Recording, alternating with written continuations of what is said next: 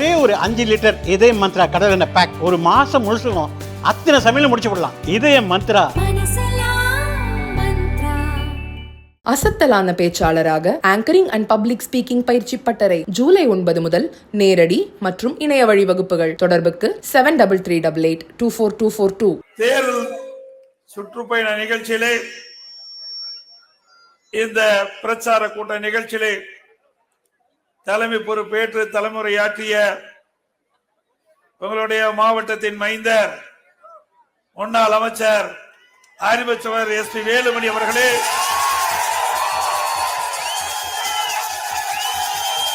பாரதிய ஜனதா கட்சியினுடைய தேசிய மகளிருடைய தலைவர், சட்டப்பேரவை உறுப்பினர், மரியாதைக்குரிய சகோதரி திருமதி வானதி சீனிவாசன் MLA அவர்களே, மாவட்ட கழகத்தினுடைய செயலாளர், சட்டப்பேரவை உறுப்பினர் அண்ணன் அம்மன் அர்ஜுனன் அவர்களே, மறைந்துள்ள MLA அருமை சகோதரர் ஜெயராம் அவர்களே, பாரதிய ஜனதா கட்சியினுடைய மாவட்ட தலைவர் அவர்களே, ரமேஷ்குமார் அவர்களே, மற்றும் சட்டப்பேரவை உறுப்பினர் அறிவிச்ச AK செல்வராஜ் அவர்களே, சட்டப்பேரவை உறுப்பினர் V கந்தசாமி அவர்களே, மற்றும் வருகின்ற முன்னாள் அமைச்சர்கள், சட்டமன்ற உறுப்பினர் அறிவிச்சாளர் உணவுலைப்பட்ட ராதாகிருஷ்ணன் அவர்களே, அண்ணன் தாமோதரன் அவர்களே, மரியாதைக்குரிய முன்னாள் அமைச்சர் ஆனந்தன் அவர்களே, மரியாதைக்குரிய அண்ணன் பொள்ளாச்சி V ஜெயராமன் அவர்களே, மரியாதைக்குரிய அக்ரி கிருஷ்ணமூர்த்தி முன்னாள் அமைச்சர் அவர்களே, மற்றும் அனைத்து இந்திய அண்ணா திராவிட முன்னேற்ற கழகத்தில் பங்கு பெற்றுகின்ற பல்வேறு அணியினுடைய நிர்வாகிகளே, பாரதிய ஜனதா கட்சியினுடைய அனைத்து மட்ட நிர்வாகிகளே, அதே போல தமிழ் மாநில காங்கிரஸ் கட்சியை சேர்ந்த நிர்வாகிகளே, தொண்டர்களே, IJ கட்சியினுடைய நிர்வாகிகளே, தொண்டர்களே, ஃபார்வர்ட் பிளாக் கட்சியுடைய நிர்வாகிகளே, தொண்டர்களே, நம் கூட்டணியில் அங்கம் வைக்கின்ற கட்சியுடைய அனைத்து நிர்வாகிகளே, தொண்டர்களே, கழக உடன்பிறப்புகளே, பெரியவர்களே, தாய்மார்களே, தொழிலாளர்களே, மகளிரை சேர்ந்த சகோதரிகளே, பத்திரிகையாளர்கள், ஊடகங்களே, அத்தனை பேருக்கும் என்னுடைய முதற்கண் வணக்கம். எங்க மரியாதைக்குரிய அறிவிச்ச SP வேலுமணி அவர்கள் குறிப்பிட்டார், என்பதை நிரூபித்து காட்டினார். பல்வேறு திட்டங்களை அதிமுக ஆட்சியிலே நிறைவேற்றப்பட்டது என்ற செய்தியும் சொன்னார். அதே போல மரியாதைக்குரிய பாரதிய ஜனதா கட்சியினுடைய தேசிய மகளிர் தலைவர் அவர்கள் இங்க கம்மியாத்தான் பேசினாங்க. நான் சட்டமன்றத்துல பார்த்தேன், திமுகவை பஞ்சர் பண்ணிட்டாங்க என்ற கேள்விக்கு சட்டமன்றத்துல திமுக பதில் சொல்ல வக்கல்ல, பதில் சொல்ல முடியல. அப்படி இந்த பகுதி மக்களுக்காக குரல் கொடுத்தவர் சகோதரி வானதி சீனிவாசன் அவர்கள். அனைத்து இந்திய அண்ணா திராவிட முன்னேற்ற கழகத்தை சேர்ந்தவரும் சரி, பாரதி சரி, நாட்டுக்காக தங்களை அர்ப்பணித்துக் கொண்டு உழைக்கின்ற மக்கள். திமுக மாதிரி சுயநலவாதிகள் அல்ல. எந்த திட்டத்தை கொண்டு வந்தாலும் மக்களுக்கு நன்மை கிடைக்கின்ற திட்டத்தை தேர்ந்தெடுத்து கொடுப்போம். திமுக அப்படி இல்ல. ஒரு திட்டத்தை திமுக மாதிரி சுயநலவாதிகள் அல்ல. எந்த திட்டத்தை கொண்டு வந்தாலும் மக்களுக்கு நன்மை கிடைக்கும். திமுக அப்படி இல்ல. ஒரு திட்டத்தை கொண்டு வந்தால் தன் குடும்பத்துக்கு என்ன லாபம் இருக்கிறது எண்ணித்தான் திட்டத்தை கொண்டாடுவாங்க. இங்கே சகோதரர் SP வேலுமணி குறிப்பிட்டாரே, இந்த கோவை மாநகரம் 2011க்கு முந்தி எப்படி இருந்தது, 2011க்கு பின்பு எப்படி இருந்தது என்பதை நாங்க சொல்லி தெரிய வேண்டியதில்லை, உங்களுக்கே தெரியும். இன்றைக்கு கோவை மாவட்டம், கோவை மாநகரம் வளர்ந்து வருகின்ற மாவட்டம். இந்த மாவட்டத்தில் தொழில் வளம் நிறைந்த மாவட்டம், வேளாண் தொழில் நிறைந்த மாவட்டம். அப்படி இரண்டும் ஒருங்கே இணைந்த மாவட்டம் கோவை மாவட்டம். இந்த மாவட்ட மக்கள் பண்பாளர்கள் உயர்ந்த உள்ளம் கொண்டவர்கள் யாரை தேர்ந்தெடுத்தால் சிறப்பான ஆட்சியை நாட்டுக்கு தருவார் என்று எண்ணி பார்த்து தீர்ப்பளிக்கக்கூடிய நல்ல உள்ளங்கள் கொண்ட மாவட்டம் கோவை மாவட்டம். கோவை மாநகராட்சியிலே வளர்ந்து வருகின்ற மாநகராட்சி சாலை சந்திப்பில் போக்குவரத்து நெரிசல் அதிகமாக இருப்பதை சுட்டிக்காட்டியுடன் எங்கெங்கெல்லாம் பால வேண்டுமோ அங்கெல்லாம் பாலம் கட்டி கொடுத்த ஒரே அரசாங்கம் அதிமுக அரசாங்கம். நாம பாலம் கட்டி கொடுத்தோம். 6 மாசத்துக்கு முந்தி பாலத்தை ஸ்டிக்கர் வெட்டி அப்படியே சொகுசா கார்ல போயிட்டு இருக்காரு. கொண்டு வந்தது நாம, திறப்பது சாரி. ஆக இவர் எந்த திட்டத்தையும் கொண்டாடல. ஆனா அதிமுக ஆட்சியில கொண்டு வரப்பட்ட திட்டத்தை நிறைவேற்றி முடிக்கின்ற தருவாயில் இருக்கின்ற பொழுது ஆட்சி மாற்றம் ஏற்பட்டு இவர்கள் ஆட்சிக்கு நாம் கொண்டு வந்த திட்டத்தை சிக்கர் ஒட்டி திறப்போலாக என்கின்ற ஆட்சிதான் திராவிட மாடல் ஆட்சி. எனக்கு முன்னால சகோதரி வானதி சீனிவாசன் குறிப்பிட்டார்கள். நான் முதலமைச்சர் இருக்கின்ற பொழுது மத்திய அரசாங்கத்திலே என்னென்ன கேட்டமோ அத்தனையும் வழங்கினார்கள். மறுக்க முடியாது. இன்னைக்கு தமிழகம் இந்த அளவுக்கு வளர்ச்சி அடைந்திருக்குது என்று சொன்னால் மத்திய அரசுடைய பங்கும் இதில் இருக்கின்றது. இன்னைக்கு சென்னையிலே மெட்ரோ ரயில் திட்டம் இந்தியாவிலேயே ஒரு திட்டத்துக்கு 63,000 கோடி ஒதுக்கிய சரித்திரம் இல்ல. அந்த சரித்திரத்தை மத்திய அரசு நமக்கு வழங்கியது. பாரத பிரதமர் நரேந்திர மோடி அவர்கள் கொடுத்தாங்க.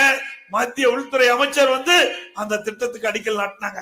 அதே போல கோவை மாநகர மக்களுக்கு தங்குதடை இல்லாமல் ஒரு இடத்திலிருந்து இன்னொரு இடத்திற்கு செல்வதற்கு மெட்ரோ ரயில் திட்டம் அதிமுக ஆட்சியில விரிவான திட்ட அறிக்கை தயாரிக்கப்பட்டது. மத்திய அரசு நாங்க கேட்டிருந்தோம், மீண்டும் அதிமுக ஆட்சி மலர்ந்திருந்தால் மெட்ரோ ரயில் திட்டம் தொடங்கி திறக்கப்பட்டிருக்கும்.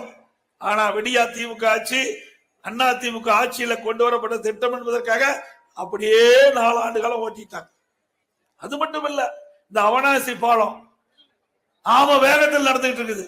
நான் இருக்கும் போதே 65% பணிகள் நிறைவேற்றப்பட்டு விட்டது.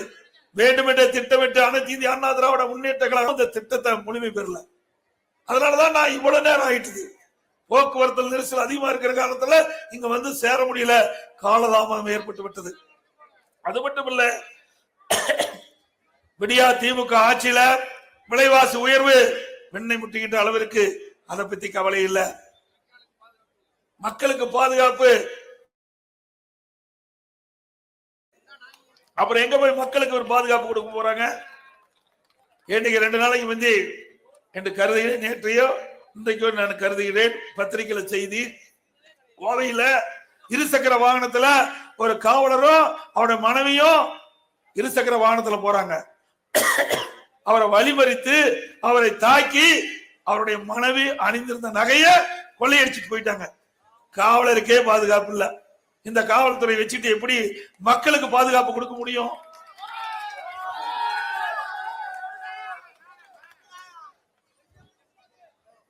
ஒரு மோசமான ஆட்சி. 2 நாளைக்கு முந்தி காணொலி காட்சியில பார்த்தேன். ஒரு சப் இன்ஸ்பெக்டர் 2 பேர் மூக்கு மேலேயே குத்துறான். அதையே தொலைக்காட்சியில காட்டுறாங்க. வெக்கம் இல்ல இந்த முதலமைச்சருக்கு. காவல்துறை யார் கையில் இருக்குது? முதலமைச்சர் கையில் இருக்குது.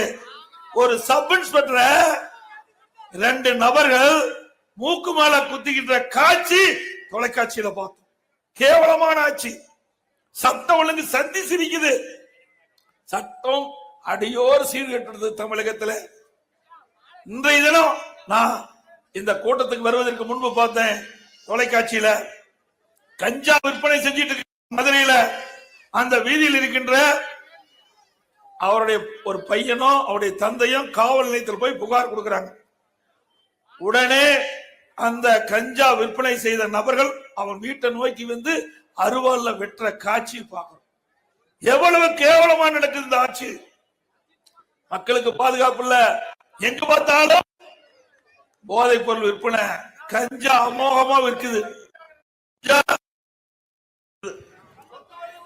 இதுக்கு நாம சொல்ல வேண்டிய அவசியம் இல்ல.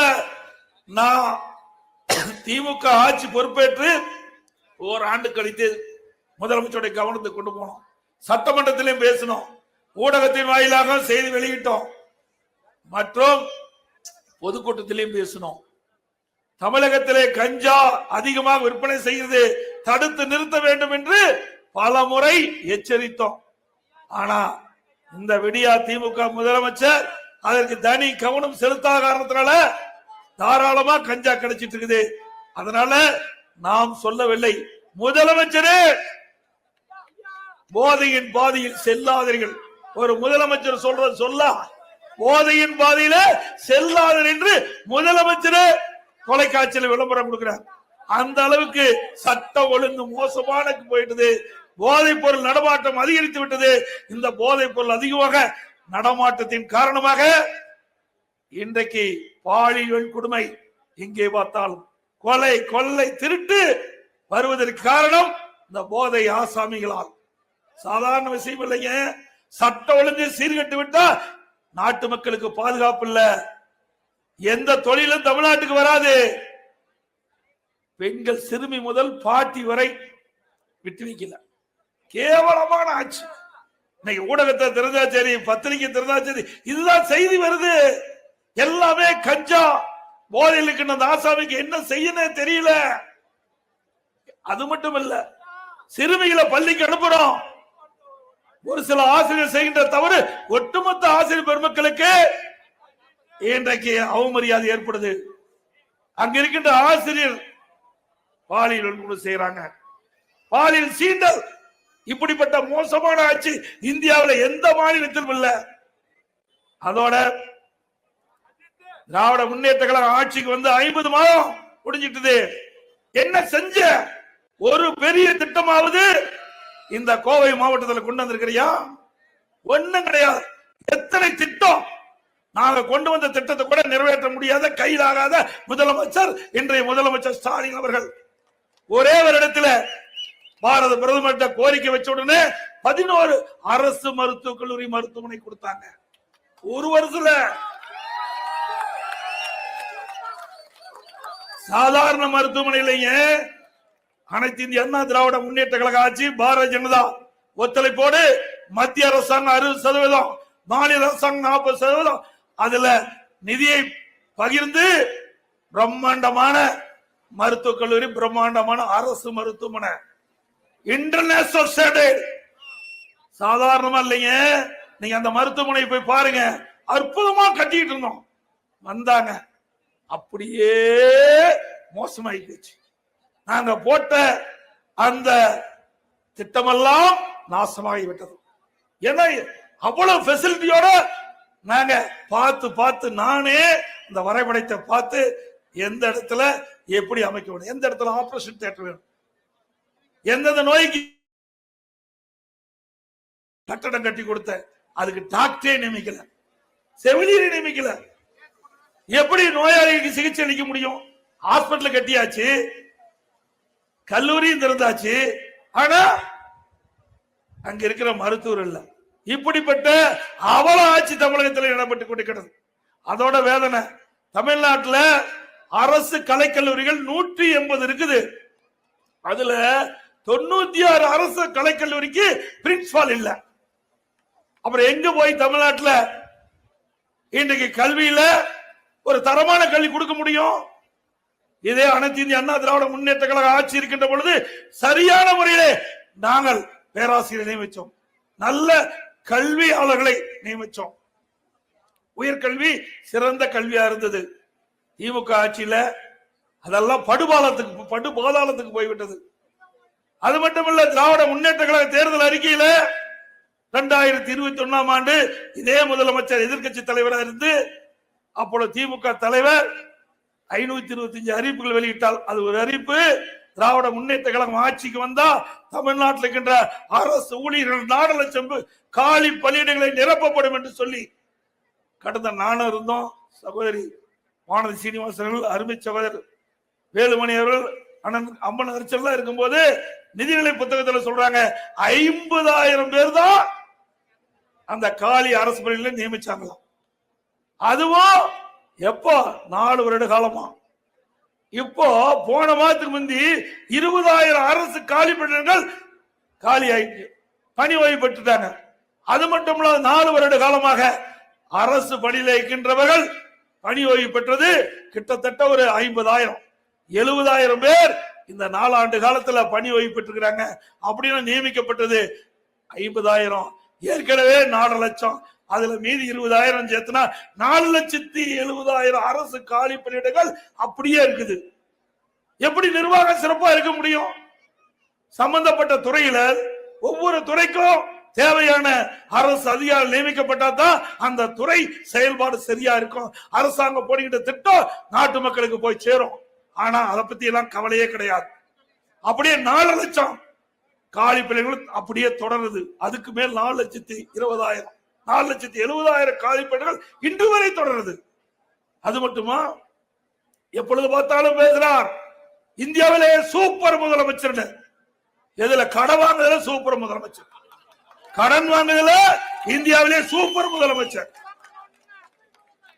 என்ன சொன்னீங்க தேர்தல் நேரத்தில்? என்ன சொன்னீங்க திரு ஸ்டாலின் அவர்களே? அனைத்து இந்திய அண்ணா திராவிட முன்னேற்ற கழகம் கடன் வாங்கி அரசாங்கத்தை நடத்திட்டு இருப்பதாக இன்றைய முதலமைச்சர் அன்றைக்கு எதிர்க்கட்சி தலைவராக இருக்கும்போது சொன்னீங்க. அதற்கு ஒரு குழு அமைக்கிறோம், நிதி மேலாண்மை குழு என்று அமைச்சு அதுல நிபுணர்கள் இடம்பெற செஞ்சு நிதிய அதிகரிச்சு கடன் வாங்காம ஏற்கனவே கடன் எல்லாம் குறைக்கணும்னு சொன்னீங்க. ஆட்சிக்கு வந்து 50 மாசம் ஆகுது. நீங்க கடனை குறைக்காட்டி போகுது. கடனை வாங்காத இருந்தாலே போதும். 4 ஆண்டு காலமாக 4,38,000 கோடி கடன் வாங்கியிருக்காரு. 4,38,000 கோடி திரு ஸ்டாலின் முதலமைச்சரான பிறகு கடன் வாங்கியிருக்கிறீங்க. அது மட்டும் இல்ல, 73 ஆண்டு காலம் தமிழகத்திலே பல கட்சி ஆட்சி செஞ்சிருக்குது. அந்த 73 ஆண்டு கால ஆட்சியில 2021 வரைக்கும் 5,18,000 கோடி தான் தமிழ்நாட்டுடைய கடன். ஆனா திமுக ஆட்சிக்கு வந்து 2021 இருந்து 25 வரை கிட்டத்தட்ட 4 ஆண்டு காலத்துல திராவிட முன்னேற்ற கழக அரசு, ஸ்டாலின் மாடல் அரசு கடன் வாங்கியது 4,38,000. இந்த ஆண்டு 1 லட்சம் கோடி கடன் வாங்குறாங்க. அப்படின்னா 5,38,000 கோடி கடன் வாங்கப்பட்டிருக்கின்றது. இந்த அரசாங்கம் நல்ல அரசாங்கமா? இந்த கடனை எப்படி கட்டுவீங்க? நீங்க தான் கட்டணும், நாம தான் கட்ட வேணும். அது மட்டும் இல்ல, இனி பிறக்க போற குழந்தைக்கும் 1.5 லட்சம் கடன். பாவம், இந்த குழந்தை பிறக்கும் போதே கடனாளியா தான் பிறகுது இந்த ஆட்சியில. அப்படிப்பட்ட அவலம் இந்த ஆட்சியிலே பார்க்கப்படுகிறது என்பதை நேரத்திலே சுட்டிக்காட்ட கடைபெற்றுகிறேன். அது மட்டும் இல்ல, இந்த திராவிட முன்னேற்ற கழகம் ஆட்சி அமைத்த பிறகு மின் கட்டணம் 52% உயர்த்திட்டாங்க. ஆண்டுக்கு 5% மின் கட்டண உயர்வு.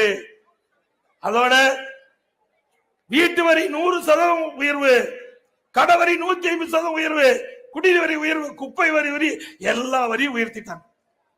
வரி உயர்த்தாதே கிடையாது. எப்பொழுது பார்த்தாலும் ஸ்டாலின் பேசுறார், எங்க ஆட்சியில 1000 உரிமை தொகை கொடுத்துருக்கணும். எப்ப கொடுத்த? 28 மாத காலம் அண்ணா திமுக போராடியது, சட்டமன்றத்தில் குரல் கொடுத்தோம். திரு ஸ்டாலின் அவர்களே, பெண்கள் வாக்களித்திருக்காங்க, நீங்க ஆட்சிக்கு வந்திருக்கிறீங்க. அதனால எப்போ நீங்க தேர்தல் நேரத்தில் கொடுக்கப்பட்ட வாக்குறுதியை நிறைவேற்றுவீங்க? அந்த குடும்ப தலைவிக்கு மாதந்தோறும் 1000 ரூபாய் கொடுப்பதாக வாக்குறுதி கொடுத்தீர்களே, எப்பொழுது கொடுப்பேன் என்று தொடர்ந்து சட்டமன்றத்திலே நாங்கள் வலியுறுத்தினோம். சட்டமன்ற உறுப்பினர்கள் வலியுறுத்தினார்கள். சகோதரி திருமதி வானதி சீனிவாசன் அவர்களும் அதை பற்றி பேசினார்கள். ஆக அது மட்டுமல்ல, தமிழ்நாட்டுக்கு அனைத்து இந்திய அண்ணா திராவிட முன்னேற்ற கழக பொதுக்கூட்டத்திலும் இது வலியுறுத்தி பேசினோம். அதுக்கு பிறகுதான் வழி இல்லாம அந்த 1000 ரூபாய 28 மாசம் கழிச்சு கொடுத்த தலைவர் தான் திமுக தலைவர் ஸ்டாலின். எங்க நீ கொடுத்த?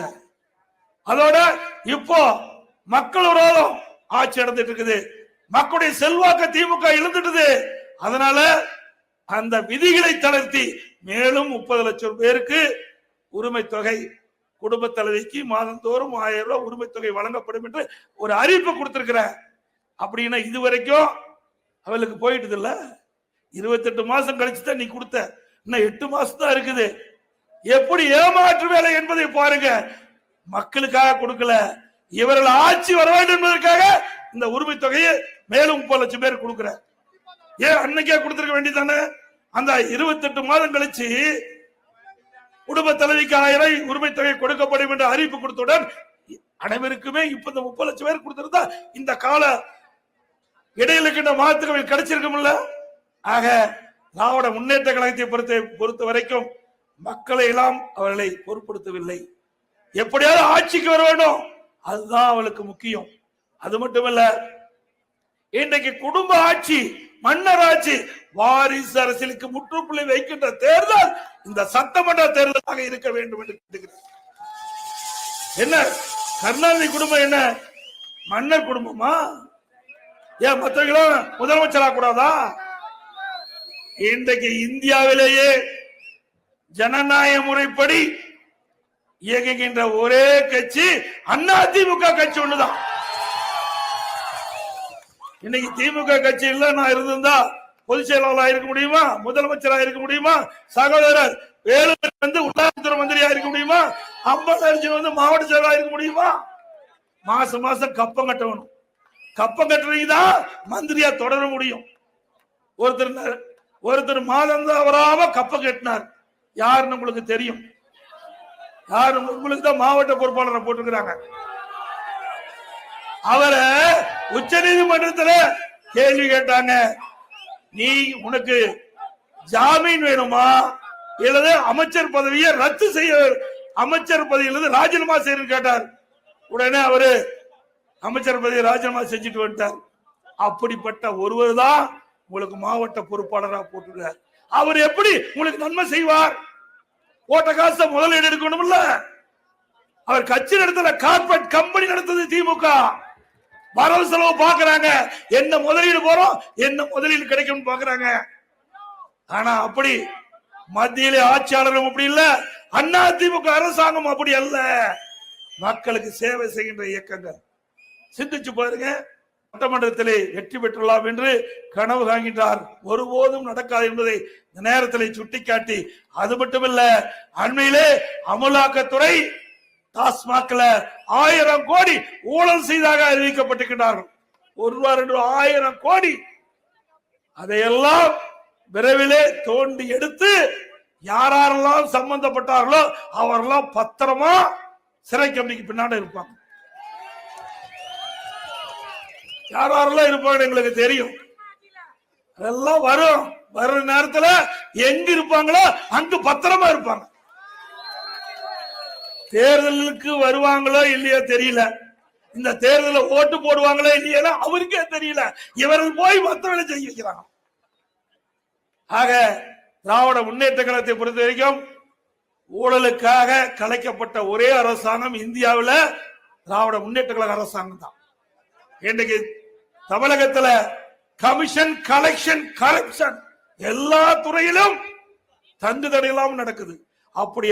அப்படிப்பட்ட ஆட்சிக்கு முடிவு கட்டுகின்ற தேர்தல் 2026 சட்டமன்ற தேர்தல் என்பதை இந்த நேரத்தில் தெரிவித்து, அதே போல இன்றைய தினம் நேற்றைக்கும் இன்றைக்கும் நாங்க தேர்தல் பிரச்சாரம் மேற்கொண்டிருக்கிறோம் நமது மாநகராட்சி பகுதியில். அப்போ நாங்க தேர்தல் பிரச்சாரத்துக்கு செல்லுகின்ற போது அப்படியே இந்த வீதி விளக்கு அணைஞ்சு போயிருக்கு. ஐயா, நீ வீதி விளக்கு அணைஞ்சாவே நாங்க வெற்றி பெற்ற மாதிரி அர்த்தம். என்னைக்கு வீதி விளக்கு அணைச்சியோ அன்னைக்கு அவனுக்கு. இன்றைக்கும் நாங்க வடக்கு சட்டமன்ற தொகுதியில அங்கே ரோட் ஷோ நடத்திட்டு இருக்கும் போது தெருவிளக்கு அணைச்சிட்டாங்க. எவ்வளவு கேவலமான ஆட்சி, தரகட்ட ஆட்சி. இவர்கள் ஆட்சியில் தொடர வேணுமா? தொடர வேணுங்களா? அதே போல பூனை கண்ணை மூடிக்கொண்டால் பூலோகம் இருட்டாகிவிடும் என்று நினைக்கிறார் இன்றைய முதலமைச்சர் ஸ்டாலின் அவர்கள். திரு ஸ்டாலின் அவர்களே, எங்கள் கூட்டணி பலமான கூட்டணி, வெற்றி கூட்டணி என்பதை 2026 நிரூபித்து காட்டுவோம்.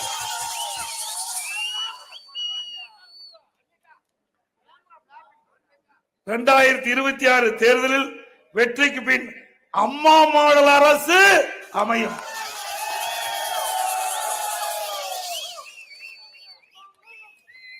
வீறு கொண்டு எழுவோம், வீழ்ந்த தமிழகத்தை மீட்போம். வீறு கொண்டு எழுவோம், வீழ்ந்த தமிழகத்தை மீட்போம். அதோடு வருகின்ற 2026 ஆண்டு நடைபெற்ற சட்டமன்ற பொதுத் தேர்தலிலே அனைத்து இந்திய அண்ணா திராவிட முன்னேற்ற கழக வேட்பாளர் என்றால் கட்டளை சின்னம், பாரதிய ஜனதா நம்ம கூட்டணி கட்சியினுடைய வேட்பாளர் என்ன அதற்கு தாமரை சின்னம். அது மட்டுமல்ல, நம் கூட்டணியின் சார்பாக போட்டியிட்ட வேட்பாளருக்கு அந்த கட்சியுடைய சின்னத்திற்கு வாக்களித்து அவர்களை வெற்றி பெற செய்ய வேண்டும் என்று இருகரமும் உங்களை வேண்டி கேட்டுக் கொள்கிறேன்.